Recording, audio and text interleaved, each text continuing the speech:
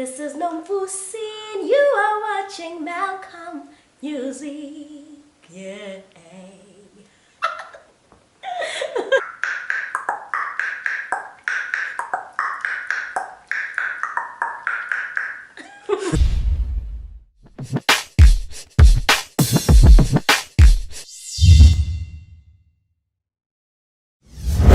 Nomfusi, the last time that we met, she had wrapped up filming like a film with nobody less than Idris Elba. It was a performance in Munich. She did music for Gold, and she taught me some kosa. So this is the second guest that I've met twice on my show. I'm very excited to have her. Nomfusi, how are you? I'm good, man, and you? I'm great. I'm awesome. First of all, how are you? How have you been? It's been what, 3 years? Right? Yeah. Hey, it has been like a long time. I'm good. I'm good. I am excited. Life is good. I've got a baby girl now. I am working on my album that is going to be coming in Feb, 2017. So yes, everything is really going well. Is it actually coming? Because the last time you were like, no, I'm gonna like the last time you were like, oh, my album is coming. It's gonna be and there has not been any record. So, why did it take so long? And yeah, hopefully it's coming. It is coming. It is definitely coming. If it doesn't come, I'm gonna kill someone. So it's coming. It's been 4 years. I started with this album, African Day. It's called African Day. 2013, I came into Europe. I wrote with people here. It was a good experience. It was the first time me writing with other people because I've always written on my own in my native language, isiXhosa.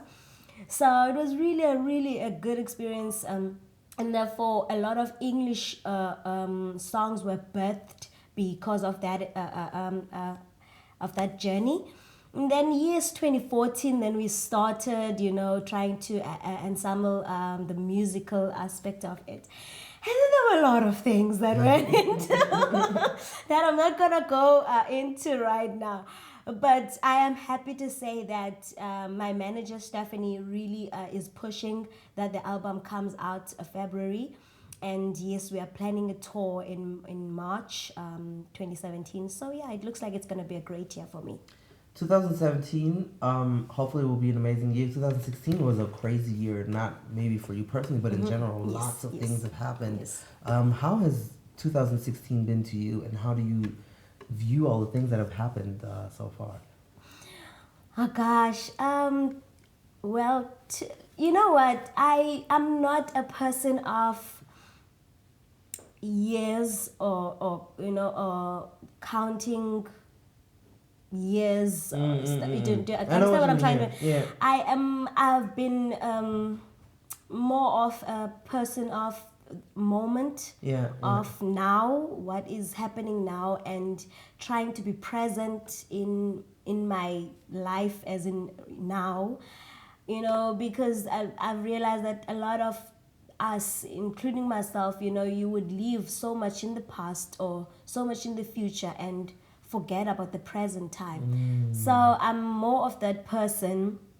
But like when there are things I'm looking forward to, like my album, then I would there and there be excited. So that's basically what excites me about the next year. My 2016, I've been, as I said, a mom. My baby is 8 months. It has been a journey on its own for me to cope and to try and not drown in the whole excitement that is overwhelming. So I'm happy that I'm still here. I'm still doing music. I am balancing my life very well. So yeah. How has being a mother changed you? Gosh, being a mother, being a mother, gosh. I guess it's not just about Nomfusi anymore. I've always been the person that I want to leave a legacy. I want to leave something for my kids. But now that it's really happening, it is pushing me, even, stronger to build, to build that name, not just for me, as I said, but for my baby as well. Because and as an African child, I came from poverty. It's not something I'm shy to talk about, mainly because I know of a lot of other young people like me who grew up in that. And on top of being brought up in a shack and in a very impoverished environment, my mom was died of HIV AIDS, and my dad in prison. So it was really not an easy life, and therefore I understand the importance of having a proper foundation for a child, because I know that the world that we live in that is not apologetic or doesn't pity anyone and say, oh, you came from this, or you that. If you want to be there with people, then you have to be well equipped. So of which it's something that I have been fighting for, to equip myself. And of course I'm growing, and there are other things I'm missing out on because I'm trying to learn this and learn that and be proper and this and that, whatever that means. So yeah. No, I mean, you're giving a more better playing field for your child, so that they can don't have to start at zero. Exactly. Maybe they're already at 3 or exactly. something. You're a few steps ahead, which yes. is so important. Yes. Because you've done so many things, you've done this great film. You played the iconic, even if it's just a scene, Miriam Makeba. It's such a great movie, and you've recorded your albums. You've been nominated for lots of different projects. You're touring the world, but you still have the biography that you have, and you still had the upbringing and the parents. So where did you get the courage and the strength? Because a lot of people will feel, well, dang, like, this is unfair, the next person, their parents can pay whatever tuition, go to music school, and you obviously have had your own hardships. So where did you find your strength, and what would you give as advice to somebody else that maybe doesn't have it as easy and tries to get to that point? That I have to thank people that, small things that people really don't take as serious. I'm happy that I was growing up in an environment that I grew up in. I've seen a lot of people my age not getting out of that, dying in the I had a friend that died last year of the same disease that has killed my mom, and you ask yourself, whoa, she couldn't see, do you understand that, or she couldn't really get it into her mind that this thing is for real. Do you understand? And therefore that's why she could die of the same disease that killed my mom and many other old ladies at that time. So I think the fact that someone took time and took me out of that place and just showed me a glimpse of something bigger, something better, it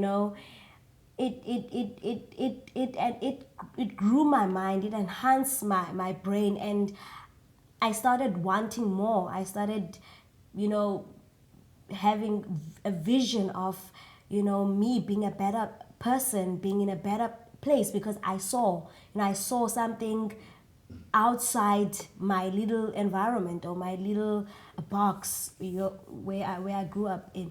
So I always encourage people who are making it in life to go back into such places and take a child to your workplace, take a child to wherever, take a child to library, take a child to a museum, wherever, so that there's a different vision from what that child sees every single day and thinks that it's the only thing that exists.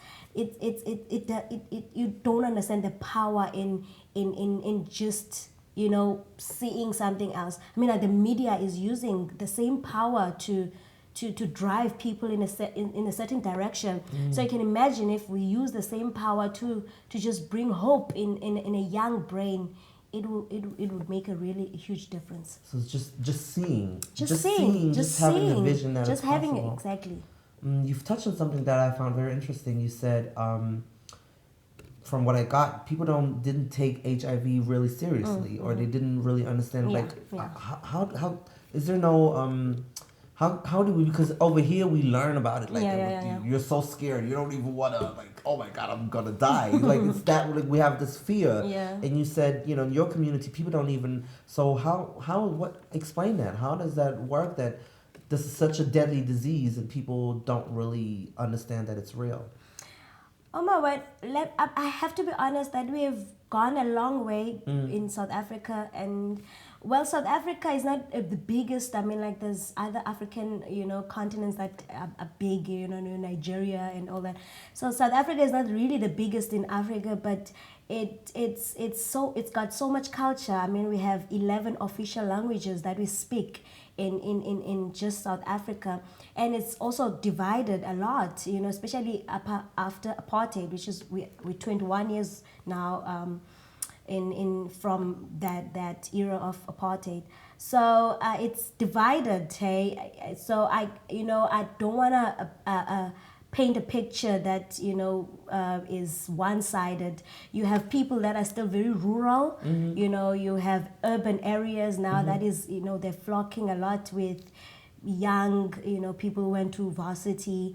You still have your very impoverished places. In Cape Town, you would find places like Khayelitsha. In Port Elizabeth, you would find places like KwaZakele. So in every city, you still find places where the poverty is still very, on your face. So depending where people are,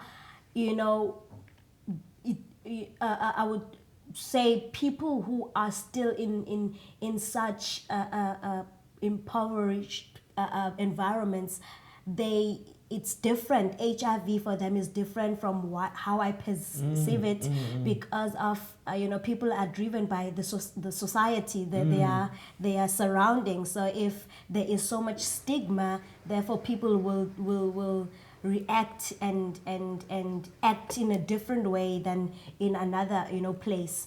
So all I'm trying to say is that the government has tried a lot to bring awareness since that time when my mom passed away, because that time it was really a taboo. Like, no one knows. Did you know, or did you know after she died? I learned after she died that so it was HIV before related. You didn't even know, so she never told anyone. She never told her. I don't even think that she didn't know. Oh wow. Yeah, so there's been a lot of work done since then, but it is still there. We were talking about it recently at my house. It's still it's scary. Like, still the number or the statistics that are still there, with of people dying of it. And now it's not just about not knowing, but there are so many other factors, that have come into play, to not stopping the virus. I mean, with the, I know that when somebody contracts HIV, you can get medication. So then you can become untraceable, and then it's like, it's okay. That's at least the narrative here. So it's like, it's not that bad. Do you know how it is for people in South Africa that when they get tested, does that even help? Or is it like, okay, now I know I have HIV, but I can't get the medication, so it's even worse. I don't even want to know. Or is there ways that you can get the treatment that you need in order to definitely be undetectable? As I was trying to paint the picture in the beginning, that even with treatment it's like that. There is treatment that is coming from the government, which is we call ARVs, which is not the strongest. It's of course like it's coming from, it's free, people get it for free, so they do from have, the clinics. okay. But it's not the best. Do you understand? Because I'm thinking that maybe it's costing the government to get that treatment and giving it to people for free. Therefore, it's not the best a treatment. When my sister died 2009 of the same disease, it showed very weird symptoms. A person would recover from being sick to death, but changes the shape of the body.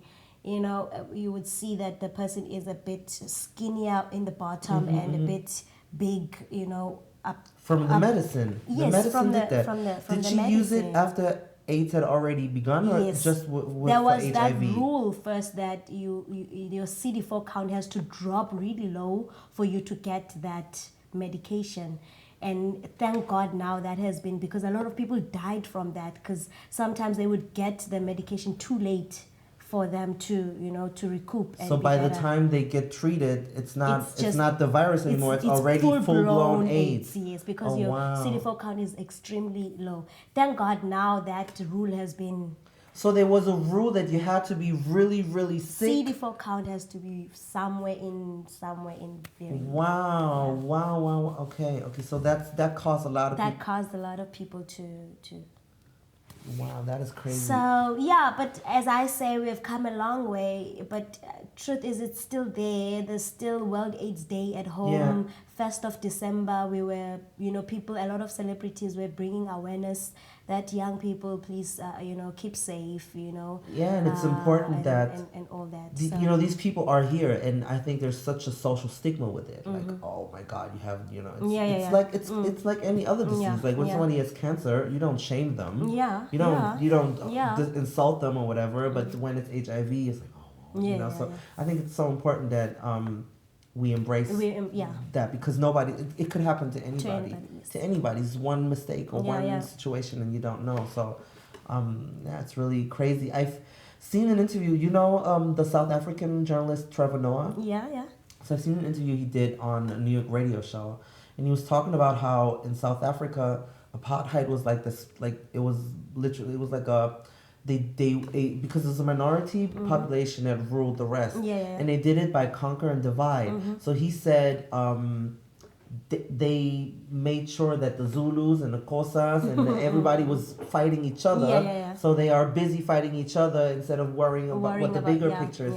Is that something that you found to be true? Is that an experience that you've I think I can see where he's coming from. Yeah, definitely. I find, well, you know, I'm very proud of the guy. Trevor Noah is one of our. I'm a fan. I have to say, yes, definitely. I agree 100% with his statement.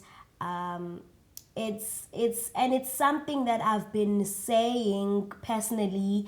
You know, when I'm debating just with anyone, trying to find solutions with the African issue or problem of, you know, as a whole, with our economy, with you know the way the world view African people anywhere you go. Do you understand?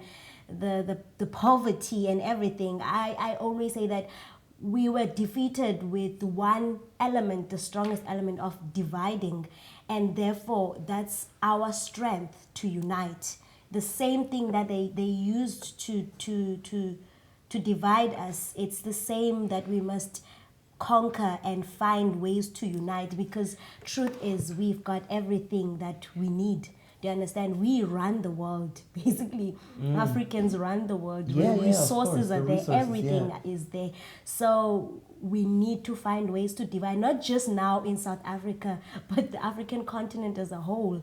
And I guess, you know, everybody that has tried to attempt to do that has been in big trouble. Yeah. So all Native African tribes in South Africa, stop beefing with each other. Unite. You know, Xhosa, Zulu, it doesn't matter. You're all Africans. So yeah, I think it's a big problem. Yes. Even, you know, my father's Nigerian, and this whole evil Yoruba, it's like, you should worry about the British. Exactly. Stop killing Stop each other. being a South African and be worrying about a Nigerian. You are African. Yeah. So no, I get it. I find it so crazy that because we know a lot in Europe and the United States, there's this huge huge right-wing movement. Like it's big, it's massive. And here in Germany, I thought, because when I grew up, my mother's Palestinian, my father's Nigerian, I thought I was like in this post-racial dream and everybody's just, we are the world or whatever. And then I realized, dang, like they have like 17%. A lot of people vote for them. So in South Africa, is is there something similar happening, or what is the political situation like there? What are the tensions? What is I can't even imagine. I don't know. Well, gosh, in South Africa, gosh, where do I start? And this is my point of view. Yeah. There is, you know what? A lot of people are so attached to the political movement of Tata Nelson Mandela, which is the ANC. And because truly they are the ones who came with freedom. And therefore it is currently the ruling party, but we have been seeing a lot of how do I put it, we have been seeing a lot of injustice from the party, and a lot of funds misuse, and a lot of just not decisions that don't make sense, from their ruling perspective. Like for instance, what kind of decisions? I'm trying to think now from the top of my head. I would, well, this is just there's okay, first of all, as a party, I agree with maybe let me bring I'm trying to think. Don't worry. Maybe let me say the issue of the land. I know it's a very it's a very touchy subject, obviously. Okay, but maybe a little bit from that. But there's a rule: willing buyer and willing seller. Do you understand? And for instance, we all know that the land, majority of the land belongs to the white people in South Africa, and therefore, it really. And that causes a lot of controversy. It causes a lot of a lot of frustration yes, with people, because for now African people to get land back, there must be a willing seller. Do you understand? Oh, so somebody can refuse to sell somebody land, and they hide behind willing seller, willing buyer, yes, when it's really racist. Exactly. Reasons why they don't want to. Exactly, so even if you have the money, you can be as rich as you want. You still cannot buy the land because I don't want to sell. Wow. Okay. I don't want to sell. So that's what I'm trying to say. That it doesn't. That's where I was coming with that point of. It's decisions or what do you call legislations that don't make sense. Do you understand? Because you would think that the politicians are a majority black in South Africa, right? So exactly. that is really funny. That is really, really, really a weird. As a young person in this generation, you think of such things and you're like, how did you guys get to that decision? How did it become imprinted and because in the United States and allowed and accepted as well. Because we think, okay, well, they are a minority, but in South Africa, South Africa, 80%. So you would have thought that restitution would have at least taken place. That bring back what belongs to the people. Do you understand? And now you find a lot of small, conscious groups that are cropping up, trying to tackle the issue of the land, because it is an important issue. Without the land, you basically nothing. And of course, people are coming with counter arguments that what are you guys gonna do with the land? Right now, nothing about it. It's gonna be a waste. It's just gonna sit there. You guys are gonna end up like Zimbabwe, blah blah blah blah. So there's a lot of counter arguments, but who makes those arguments? It's just people, so counter arguments, from people who want. The issue of the land to be sorted and to be ironed out. So, but they think that if native African people buy land, back, it will then be it will detrimental be, to the country because they yes, don't know know what to do with land. So they'd rather So have rather someone else, some white person have yeah, the land because they think that wow, it's, this is insanity. No, this is. Yeah. I mean, I think it starts from education. I had. Oh my God, I had a crazy conversation with my father, and he's Nigerian. And he was like, "Oh, what did we do before the British came? We couldn't even tell A from B." And I was like, "Oh my goodness, exactly. this just broke my heart." You know, Yeah, it's just that's broke my what heart. a lot of people think. Like there's some people that we will yeah. die without these people. Think, yeah, and you ask yourself, like, how did Africans survive all this time? And you actually find out that, you know, it was also part of it was not just as going back to your point of dividing. What was what you were saying again? To divide and conquer. Yes, it was not just about dividing and conquering, but also making us think less of ourselves. Every single day, you know, and you can imagine how long it took them, and now it's imprinted in African people's minds that how less we are, and how barbaric we are, and all these things. But truth is, you know, it is not. We actually one of the people that have driven revolution and what's the English word I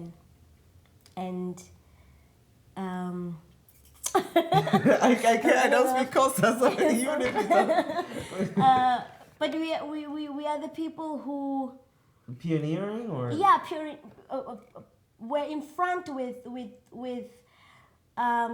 what's the word when you do something first. Yeah, when you do something first. Yes, we spearhead things, you know. Of course. In so many ways. And regardless of there's no science has tried for a long time, but you can't prove that because any skin color somebody can't do something. You know, that's ridiculous. Yeah, you know, it's ridiculous. But it's a lot of people that still have this mentality, and I think it's also when you go to school and you learn, okay, my native tongue is just for the streets, but English is the professional language. True. And then this is Socrates, this is Shakespeare, but I don't know any African poet or something. So I think it's a lot. It's crazy. It's a deep thing. You've called your album African Day. So you strongly identify, I guess, with your African culture, which is something I had a debate because, for one thing, I think it's cool that, you know, we're all African, but then as a kid, I used to hate it when somebody would just say, "Oh, Africa." Like, no, there's different regions, and it's not just one big thing, you know. Because people, Germany, France, Japan, Africa. You know, it's like, no, hold up. There's a lot of, Africa's huge. So I found it interesting that you still called your album African Day because, it's, I guess, you know, on one hand, it kind of reinforces this, okay, everybody's the same. But then on the other hand, I mean, we are all this, you know, so it's like, why did you name your album African Day? Okay. Well, I got a song in the album, and as I was writing, you know, I think I was telling you earlier on that I had this opportunity of writing with other people, which is a very interesting thing. To an extent that I was writing with people from this side, Germany, and they were interested in give us a little bit of an insight, because, you know, we know what we see on TV. Are you saying the title was in German? We know what we see on TV. We know, every now and then there's these adverts about fund some African child. You know, and we see these pictures of a poor African child with flies and a big belly and all that. So I was like, you know, it's pity that is the picture, you know, most of the times you guys get, because Africa is such a beautiful place, even before everything else, you know. I mean, like way back in the Buntus, if you want to say, I find the way of living of Africans and South Africans very special and very peaceful. You know, I felt that they were in coexistence with Mother Nature. You know, they were giving to the nature and were getting back from it, and it was that type of a lifestyle. So I wrote that for a song about this African woman that is just living a life in just one day, and basic things of, you know, waking up, you know, finding wood, making fire, making tea, going to the garden, picking up fresh fruits and vegetables, making supper, and you know, and going under a shade of tree and listening to birds singing and getting inspired and write, you know, in that process, and meeting other ladies, going to do laundry in the river and chit chats and just, you know, sing a song with each other, and so they were It's like, very wow. sweet, wholesome, you know, They were like, like, you wow. know, fairy tale African Exactly. yeah, like folk. Yes. So they were like, wow. But yeah, it's beautiful. Truth is, I still experience that when I go to the rural parts of South Africa. My mom-in-law lives in the rural parts. She still cooks outside, you know, and the food is delish. She still, you know, the chicken is fresh. The bones of the chicken are hard. So, What's like the best meal of your tribe of Xhosa culture? well, we love vegetables. So you see a lot of vegetables in the meal, and starch as well. Is there like a particular dish that is like that people should Google and like if I want to eat nice Xhosa you can food? go for stamp. They call it umngqusho. Don't even try.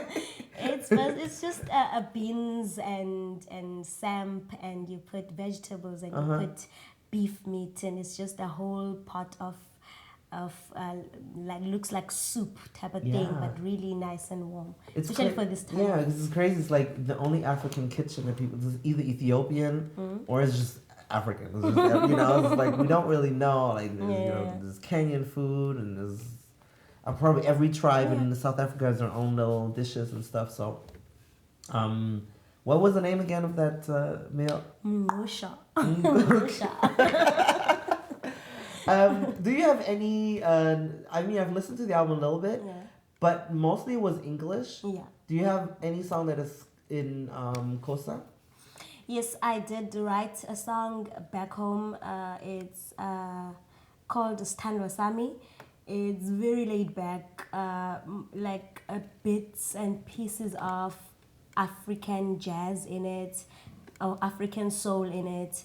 But yeah, there is one. Can you teach me a sentence of the song? Of the song, I'll let me look for an easier. It doesn't have clicks, so at least you'll be I fine. can try the clicks. It doesn't matter. Sthandwa Sami Sthandwa Sami. ndifuna wena. Indifuna wena. What did I say? My love, I want you. Oh, it's always some romantic letters. Like I've never seen somebody as beautiful and as handsome as you, and now it's like my love, I want you. Oh man.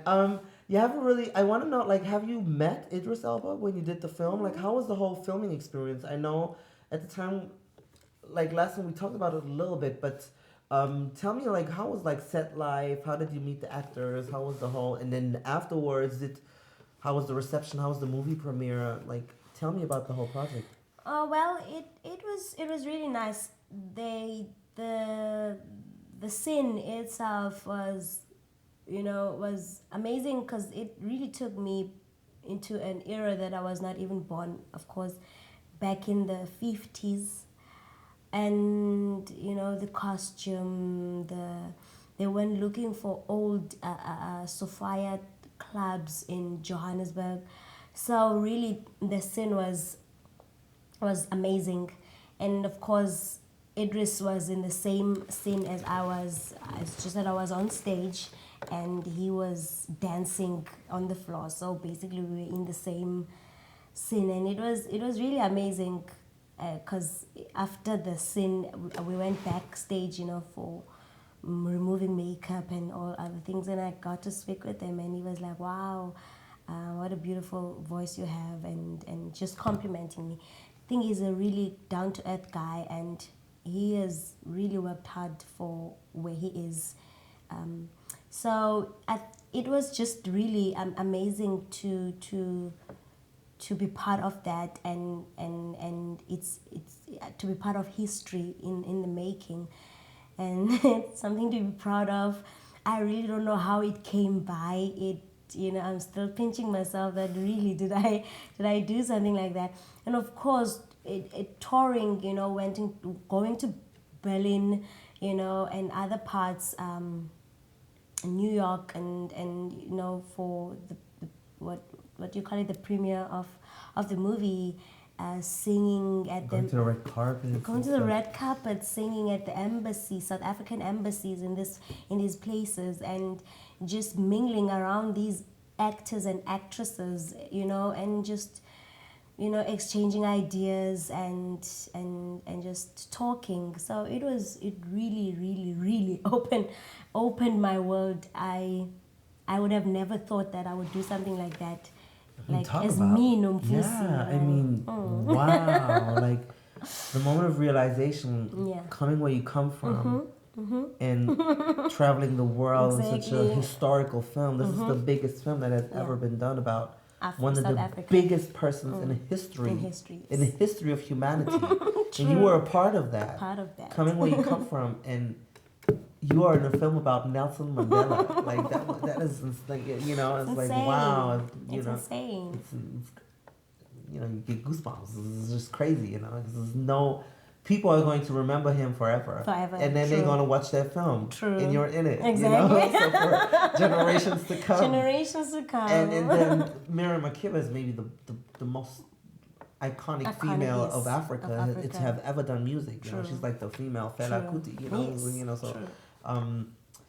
It's crazy. It's amazing. Congratulations. It's just anything is possible. Anything is possible. I'm sure you have new goals, though. You want to go bigger. You want to strive harder. You want to give a new platform for other people that come where you come from, and be that big woman that they can look up to. So with this album, with the future projects that are going to come, where are you trying to go, and what are some of the things that people can look forward to? We have the CD in February. Are you going to do videos? What is going to happen? Okay. The thing is, with this album, African Day, was a birth of more global Nomfusi, because truth is, I started in South Africa, just being an artist there, and I never thought that I would travel the world. I really thought that I would just be a South African artist, and now I have this album, and ideas are just running through my mind. I'm meeting people, I am already working on the next songs, writing the next songs. I'm meeting a lot of other African artists. Manu Gallo, who's really a great bass player that I want to work with. And so I've got bigger plans, but who do you wish to work with? Are there like some people? You know what? Really, I'm not really a name person or a name dropper. I just love working with people who are hungry for music, who are hungry for spoken word, who are hungry for fresh ideas. That's just me. I love working with people like that. But I'm more of a stage person. I think I've said this to you. So I want to bring into my act, what do you call it? There's a word again running. Production. I want to bring more production into my work. I really want to be remembered as that person that you would go to her show and get an experience of a lifetime.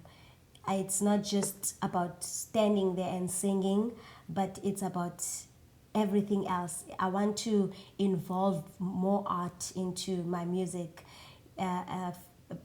as broad as it may be, from painting to dancing to whatever art that is there, and if I can infuse it into my acts, I would really would feel that I've achieved what I am called for in this life. So and that is because I know where my strength is, and I am a stage person. People can listen into my record, but when people see me perform, it's a different story, and so I want to use that to enhance art, and just just make it beautiful, make it visually really beautiful. Yeah, well, it's crazy. Explain to me how that moment was, because I know we've already talked about it, but how was that moment when you got the phone call that you're going to play this role, you're going to be in this movie? Like, take us back to that moment when you first found out. Well, I got a message from my former manager, Philip De Villiers, saying that he has spoken with the producer of the movie, and they've seen a YouTube clip of me singing something. So they're really interested, but the guy wants to do an interview first with me. So at that time I was staying in Kapstadt, Cape Town, and therefore he came and we had a meeting there. So I was just trying to pick my brain about politics and just the person that I am, I guess, to see if I can fit the role of the legend Mama Miriam Makeba. And then of course then he broke the news that we are really interested that you play this part. So I was like, oh God, my heart was pounding like 100 times. So I was like, yes, I would love to. And so it got me to go look, just do a little research about Mama Miriam Makeba, and I found that her mom was also an Esangoma, a traditional healer. And so she grew up in a musical environment, because sangomas or traditional healers, they are. It's like a nurse or like a medical, like a doctor medical, or something. yes, medical, yeah. So and they are very also. What do they use? Like if I have like a cold, do they give me like a cream or what is the traditional? Yeah, they sing, use, they dance. Yes, they believe in the ancestors, like people who have passed away. They believe that the spirits are still alive and can guide you and tell you things, and therefore because they believe so much, I guess they do dream about things to come or things that have been in the past, but not just complicated dreams. They're more clear, like they can be shown that where you can go to pick up a plant and mix it with what and have you done it like a traditional? Not me. No, has somebody done it on you? Like does it work? Because a lot of people are like, oh, this is something. I have seen it. I have seen it. It's not a subject that I speak a lot about, because I have I've been like, okay, like distance myself from it, but I am not bashing it. I'm not anything, but I have seen my mom could tell people that what they were doing yesterday and how their homes look like or whatever, like more fortune telling, and she has never seen them, they are coming for help, so she did have powers, those such strong powers. And even I was afraid of her, because she would know, know. And I think a lot of people abuse that, maybe use it for the negative. Yeah, for the negative as well. Yeah, because so she as Miriam Makeba, I found out that yes, there's a lot of that from her side. Her mom was like that, and of course she loved music. She had groups before she became the solo Miriam Makeba, and then of course she was growing up in the whole apartheid system, and she became very vocal about things, and therefore that made her to to run away and be part of this society in this side. So and it helped you relate to her and yeah, make her own it helped better. me, exactly, it helped me relate to her a lot, and she was very proud of being Xhosa, of which I'm Xhosa as well, and therefore, you know, when she came this side of the world, she didn't change her, you know, herself. She continued you know, giving people, well, she did a kind of collaborations with other people because her English was still, it was quite good, but you know, she made cliques popular and, you know, cool. So yeah, I guess she yeah, it made me really be interested in the character. Congratulations to everything you've been doing. Thank you. I'm so proud, and I can't wait, you know, for what's to come. Everybody should go pick up that album. It's called African Day. Will be out in February. Don't know when this interview is gonna come out, but if it's out, you should buy it. If not, you should subscribe, or you should pre-order it. You will find it probably everywhere, Amazon, iTunes, or whatever. Yes. And go see her shows. I've seen it. You know, she's massive voice and she's so petite, so it's really great. Yeah, so tell them where they can follow you. I know you're on social media, and is there like maybe one song that you're going to push that's going to come out before the album? Give all the fans all the final information that they need. Okay. Whoa. Okay. You can. I've got a lot of social. Are you on Snapchat? No, I'm not on Snapchat, but I've got I've got a couple of pages on Facebook. I've got a couple of pages. Oh, you can like fuse them. Do you know that? You can merge them. You think I should merge them? But some are personal, some. Okay, but let me just drop the not personal ones, of course. Fan ones. You can follow me on Nomfusi on Facebook. And you can follow me on Instagram at Nomfusi_Ngonyama and Twitter Nomfusi SA. And yeah, those three for now. And we are pushing African Day. I think so. We are pushing a lot, actually. We are pushing You Are. Very, very, very soulful, very, I would say, what do you call it? More R&B, ballad type of song. And yeah, African Day, it's a really beautiful album. I wake up in the morning, I was feeling kind of cold. I decided that I go and get some heat. Chopping up the wood so I can take it home with me. I can get the fire started for my tea. Oh, I'm a bimbola, hey, hey, hey, peace. Amazing. Thank you so much. What is your favorite number? Number? Yeah. 3. I don't know why. You know why is 3 your favorite? Ich weiß nicht, ob ich diesen Teppich da wegnehmen würde. Here? Nee, den oben. So, why is 3 your favorite number? Just came to my mind. Just came to Nothing nothing special. Not special.